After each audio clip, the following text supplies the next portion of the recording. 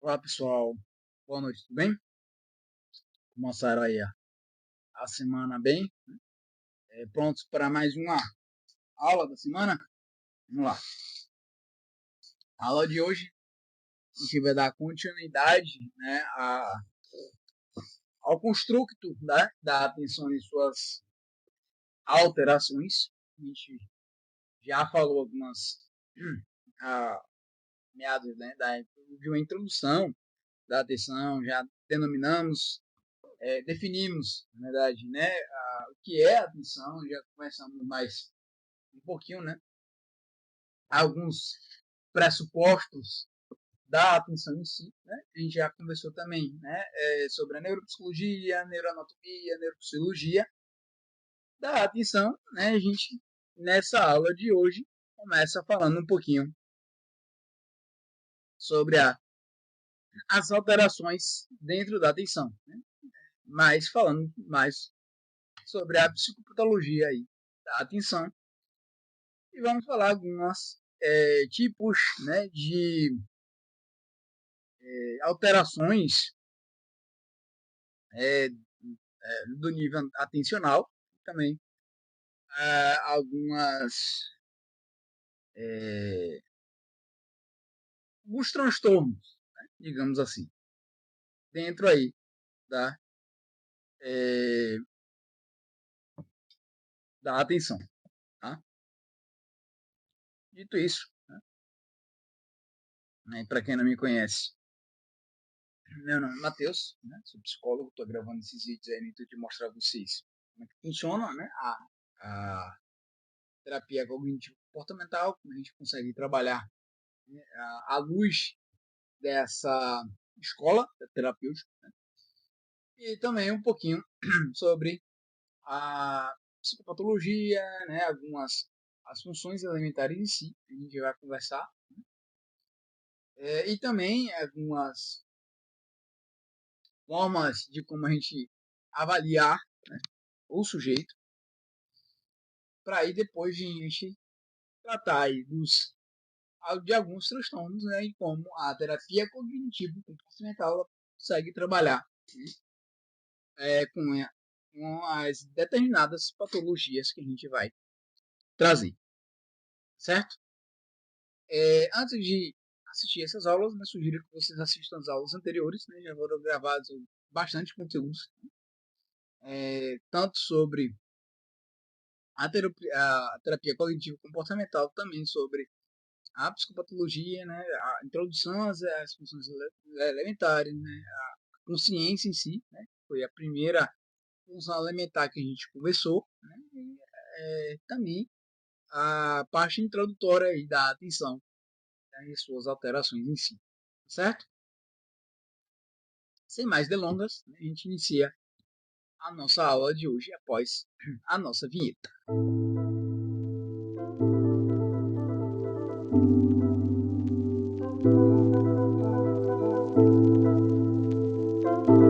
Pois bem, nossa aula de hoje começa falando um pouquinho da psicopatologia da atenção. O que isso quer dizer? A alteração, né, mais comum e menos específica da atenção é a sua diminuição global, né, que é chamada de hipoprosexia. Nessa condição, ela se verifica, né, que o psicopatólogo, o psicólogo, ele avalia quando o sujeito tem uma hipoprosexia. Se verifica numa perda básica da capacidade de concentração, né, com fatigabilidade aumentada, o que dificulta a percepção dos estímulos ambientais e a compreensão. Tá? As lembranças tornam-se mais difíceis e imprecisas e há uma dificuldade crescente em todas as atividades psíquicas complexas, como o pensar, o raciocinar e a integração dessas informações.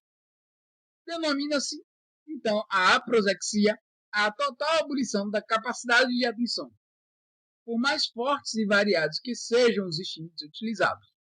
Por sua vez, né, a hiperprosexia consciente consiste em um estado de atenção exacerbada e no qual há uma tendência incoercível a obstinar-se, a deter-se indefinitivamente sobre certos objetivos, com surpreendente infatigabilidade. Em psicopatologia, usa-se, né, o termo distração para um sinal, né, não de um déficit propriamente ou a anormalidade em si, mas uma superconcentração ativa da atenção sobre determinados objetos ou conteúdos com a inibição de tudo ou mais. Ou seja, né, a distrabilidade, o sujeito está atento, né, aos estímulos externos, mas ele não consegue focar, né, em um determinado estímulo. Né? Ele não consegue focar, por exemplo, dentro de uma sala de aula, o que o professor está falando, né, digamos assim, ou na atividade que está exercendo em si. Nesse sentido, uma certa hipertenacidade e, consequentemente, uma hipovigilância. É o caso do cientista que, pelo fato de seu interesse e de sua atenção estarem totalmente voltados para um problema, comete erros do tipo de esquecer onde estacionou o carro ou colocar meias de cores diferentes. Já a distrabilidade, diferentemente da distração, é um estado patológico que se exprime por instabilidade marcante e mobilidade acentuada da atenção voluntária, com dificuldade ou incapacidade de parar para fixar-se ou ater-se a qualquer coisa que implique esforço produtivo. Ou seja, a atenção do indivíduo é muito facilmente desviada de um objeto para o outro, dando continuidade, né, a essa ao que foi dito, né, a gente fala um pouquinho sobre o valor diagnóstico das alterações da atenção. Veremos a seguir, né, os quadros clínicos nos quais são verificadas as alterações da atenção. Essas alterações podem ocorrer tanto em distúrbio neuropsicológico ou neuropsiquiátrico, como em transtornos mentais também. A gente inicia, né, com os transtornos neuropsiquiátricos e neuropsicológicos, iniciando com delírio. Né? Quadros de delírio causados por distúrbios sistemáticos neurológicos e neuropsicológicos, em que se verificam a diminuição do nível de consciência e déficit de atenção, ocorrem em encefalopatias metabólicas por alteração de nível de oxigênio, glicose e do equilíbrio eletrolítico, com acúmulo de catabólicos, né, entre outros. Em meningoencefalites, que é acidente vascular cerebral, esclerose múltipla e quadros tumorais, né, os distúrbios de atenção estão sempre ou quase sempre presentes nos quadros de delírio.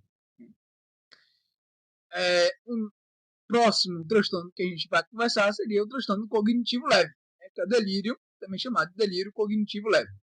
Comum em idosos, né, verificam-se alterações da atenção relacionadas a maior demora em realizar as atividades do dia a dia. Devido ao déficit de atenção, o indivíduo passa a cometer mais erros em suas tarefas rotineiras e a ter dificuldades na atenção dividida. Por exemplo, dificuldades para ouvir o noticiário no rádio e preparar uma refeição, por exemplo. De um modo geral, o déficit atencional do TCL vem associado a déficits em funções executivas.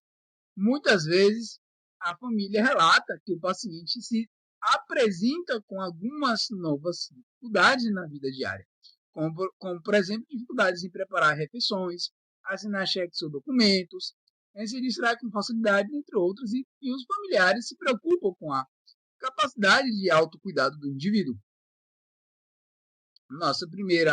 Nosso próximo distúrbio que a gente vai conversar são as demências. Né?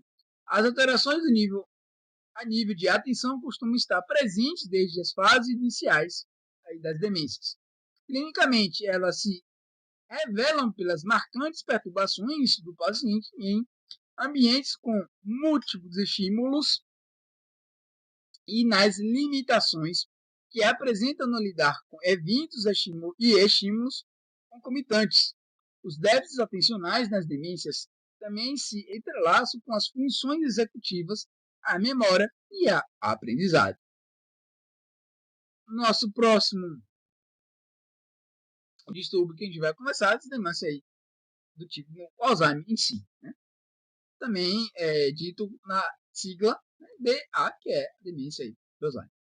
Assim como a demência vascular, né, também conhecido como a sigla de DV, né, os pacientes têm dificuldades em tarefas que requerem concentração e foco, assim também como em atividades de controle executivo. A atenção seletiva e a atenção dividida já estão comprometidas em formas leves, né, no Alzheimer e também na demência vascular, implicando perturbações, né, do controle executivo. O paciente geralmente tem dificuldades marcantes em testes que avaliam o efeito stop, que é a habilidade de inibir inferências cognitivas e estímulos conjuntos. Ver adiante, né, os testes aí de atenção, que a gente vai também conversar sobre isso. Em testes que avaliam aí a atenção alternada.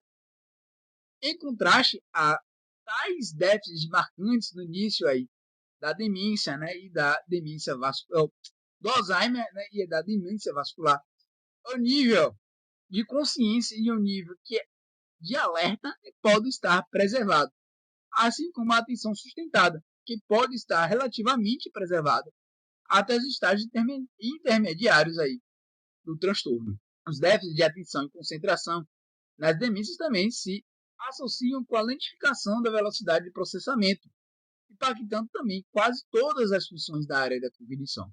Por exemplo, o déficit atencional afeta o desempenho da memória, das funções executivas e, eventualmente, até das funções locomotoras, implicando a quase totalidade de comportamento dos indivíduos.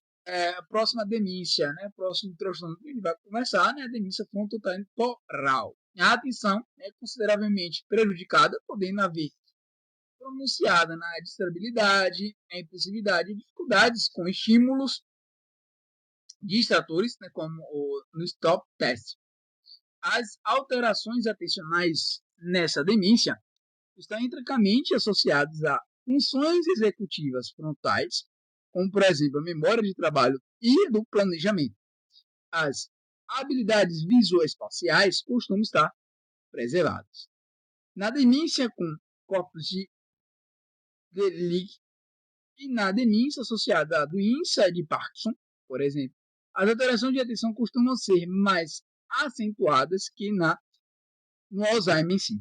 Na demência com corpos de Lewy, as alterações de atenção e funções executivas, junto com as flutuações do nível de consciência, parecem estar implicadas na origem das alucinações visuais encontradas em tal demência.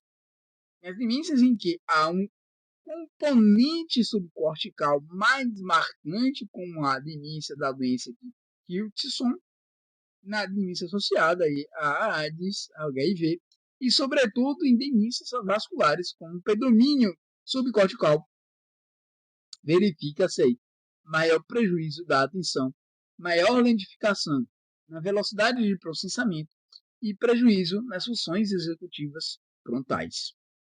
Cabe lembrar, por fim, que nas demências em si, as alterações de atenção também podem estar relacionadas ao quadro episódio de rebaixamento do nível aí de consciência, certo? Delírio, né, que se sobrepõe ao quadro demencial. Agora a gente vai falar um pouquinho sobre os transtornos mentais. Dito isso, sabe-se que desde os primórdios da semiologia psicopatológica no século XX, que a atenção quase sempre está alterada nos transtornos mentais graves. Um dos fundadores da psicopatologia moderna, que é o francês Jean-Dominique Équirol, afirmou que a atenção é fugitiva do maníaco, concentrada no maníaco, melancólico, delirante e a vaga e difusa no demente. As alterações mais frequentes da atenção são encontradas nas seguintes condições, que são os transtornos de déficit de atenção e hiperatividade, o famoso TDAH, transtorno do humor, que é depressão e mania, e o transtorno obsessivo compulsivo, o TOC e a esquizofrenia. No TDAH, que é um transtorno bastante importante na infância e na adolescência, onde surge obrigatoriamente na infância, por isso que é um transtorno de neurodesenvolvimento, mas também significativamente presente em adultos. Há dificuldades marcantes de direcionar e manter a atenção a estímulos internos e externos, pois o paciente tem a capacidade prejudicada em organizar e completar tarefas, assim como graves dificuldades em controlar seu comportamento e impulsos. Pacientes com TDAH relevam em estudos de imagem cerebral alterações no córtex frontal e em suas conexões. Tem sido dada ênfase à estrutura como o córtex pré-frontal e dorsolateral, o córtex frontal medial superior, o córtex cíngulo anterior e as regiões do lobo parietal, como o lobo parietal inferior e o sulco intraparietal. A área 10 de Brodmann, que é a parte lateral, a parte anterior do córtex pré-frontal, e regiões anteriores da ínsula e do operum frontal tem sido também implicado nas disfunções atencionais executivas do TDAH. Pode-se também afirmar que o principal circuito neuronal relacionado com a atenção que se revela hipofuncional no TDAH é o círculo atencional círculo frontal parietal. Um considerável número de estudos afirma a distração em tal círculo. Os processos atencionais prejudicados, inibição, falha e impulsividade são aspectos importantes dessa condição. A dificuldade é maior quando se faz necessário um estado de vigilância para detectar informação infrequente, sobretudo quando tal informação não é motivacionalmente saliente para o sujeito. Pessoas com TDAH têm, portanto, prejuízos relacionados à filtragem dos estímulos irrelevantes da tarefa. Embora seja questionável se a filtragem atencional é ou não o principal problema desses pacientes. Há também perturbações da inibição de resposta do TDAH, com déficit nas respostas inibitórias, que, por sua vez, envolve disfunção nas funções executivas frontais. As respostas de inibição implicam inibir ou suprimir respostas inapropriadas em um determinado contexto, em favor de respostas alternativas mais apropriadas. Tal autocontrole fundamental para a regulação emocional é exercido pelos circuitos frontoestriatais e frontosubtalâmicos. A inibição das respostas, assim como a seleção de respostas, são fatores chaves para o comportamento dirigido a objetivos, sendo os déficits em tais funções fundamentais no TDAH. Por fim, cabe mencionar que estão também implicados no TDAH a memória de trabalho, a mudança de tarefas e o contexto. A atenção alternada e a capacidade de manter-se na tarefa, que é a atenção sustentada, ou seja, muitas das funções executivas frontais. Próximo transtorno que a gente vai conversar é o transtorno de humor. né, também chamado aí transtorno bipolar. Tá? Já os pacientes com transtorno de humor têm importantes dificuldades de concentração e atenção sustentada. Nos quadros maníacos, a diminuição marcante da atenção voluntária e aumento da atenção espontânea, com a hipervigilância e a hipotenacidade. A atenção do indivíduo em fase maníaca salta rapidamente de um estímulo para o outro, sem se fixar em algo. Já no transtorno depressivo, nesses quadros depressivos, com muita frequência há uma diminuição geral, né, da atenção, ou seja, uma hipoprosexia. Em alguns casos graves, ocorre a fixação da atenção em certos temas depressivos, que é a hipertenacidade, com rigidez e diminuição da capacidade de mudar de foco da atenção, relacionada à hipovigilância. Isso ocorre pelo fato de o indivíduo que está em um quadro depressivo grave, muitas vezes voltado totalmente para si, concentrado em conteúdos de fracasso, doença, culpa, pecado ou ruína. Em pacientes deprimidos, o desempenho prejudicado em tarefas de atenção sustentada é, de modo geral, proporcional à gravidade do estado depressivo. A atenção seletiva sensorial costuma ser menos afetada. Em pessoas com transtorno depressivo também, mesmo fora dos episódios de depressão, pode haver prejuízo na atenção e das funções executivas. Tais prejuízos adicionais podem também ter implicações para a funcionalidade ocupacional dos pacientes. Já, né, as pessoas com o TOC apresentam aí a atenção e a vigilância excessivas, né, e desreguladoras, e alterações em funções executivas que geralmente se sobrepõem aos déficits atencionais. Foi identificado no TOC, né, o prejuízo na atenção alternada, no planejamento, na inibição de respostas, na memória de trabalho e na velocidade de processamento. Por fim, na esquizofrenia, é o último distúrbio que a gente vai conversar, que, né, na esquizofrenia em si, o déficit de atenção também é muito importante. A inadequada filtragem de informação irrelevante é uma dificuldade comum em pacientes com esse transtorno. Tais indivíduos costumam ter dificuldades em anular adequadamente estímulos sensoriais irrelevantes enquanto realizam determinada tarefa e são muito suscetíveis a distrair-se com estímulos visuais e auditivos externos. Sob testagem neuropsicológica, revelam lentificação no nível de reação em consequência da distrabilidade, não consegue suprimir informações interferentes e tem grande dificuldade com a atenção sustentável, possivelmente devido a essa forte tendência à distrabilidade. Cabe mencionar, né, que as dificuldades atencionais relacionadas à atenção alternada, inibição de respostas e atenção seletiva foram correlacionados em pacientes com esquizofrenia, né, com a presença aí de sintomas positivos, como alucinações e delírios. Além disso, verificou-se que modulação das emoções em relação à atenção também se releva anômala na esquizofrenia.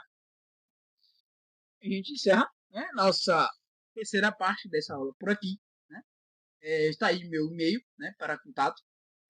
Fiquem aí à vontade para tirar dúvidas, para usarem como quiserem. Estarei aí à disposição, né, para ajudá-los da melhor forma possível. Mas espero que tenha ajudado vocês a entender esse tópico, né, dessa parte dessa aula. Até aqui, espero que vocês tenham entendido, né, tenham compreendido o processo aí da atenção. Na próxima aula, a gente encerra, né, esse capítulo da atenção. A gente vai trazer uma curiosidade para vocês, né, que a gente vai trazer aí. É a semiotécnica da atenção, é como a gente pode aí avaliar, né, o nível atencional dos sujeitos, né, alguns testes que eu trouxe aí para vocês. Então a gente se vê aí na próxima aula. Né? Desejo a vocês uma boa semana e até a nossa próxima aula. Fui!